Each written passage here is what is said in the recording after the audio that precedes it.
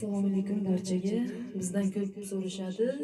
Yangi salomlar, kelinlar uchun yor-yorlar bormi deb. Albatta, sizlar uchun ajoyib bo'lgan yor-yor tayyorladim. Marhamat, kelin qizlarimiz uchun chiroyli yor-yor salomlari bilan. Qat-qatgina qatlamaya qatlanadi yor-yor. Qizni olib kuyov bola otlanadi yor-yor. Qizni olib kuyov bola turing yor-yor. Oq sut bergan onajon razı bo'ling yor-yor.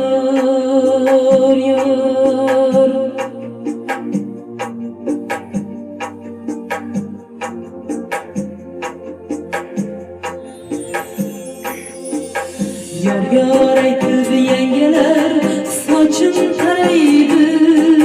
Shu qizligim oynaga ma'yus qaraydi. Ostonasi bir qiz shu yo'ldan o'tar dedilar. Ostonasi tilloy kutar dedilar. Har bitta qiz shu yo'ldan o'tar dedilar. Bog'im yaxshi qol endi, gulim yaxshi qol.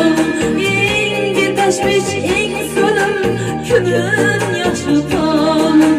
Yig'lab turgan shu otam senga omonat. Onam sochlarim o'rgan, uyim yaxshi qol. Yig'lab turgan shu otam senga omonat. Onam sochlarim o'rgan, uyim yaxshi qol.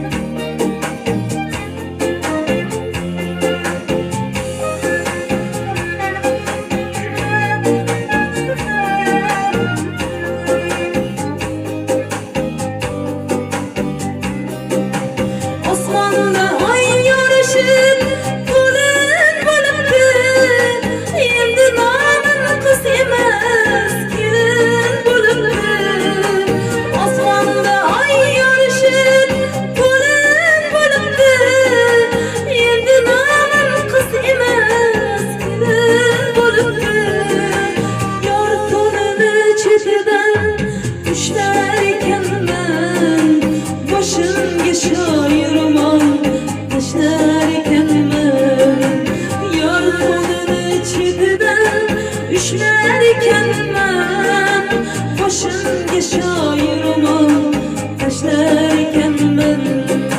Yor-yor aytdi yengelar, sochim taraydi. Shu qizligim oynaga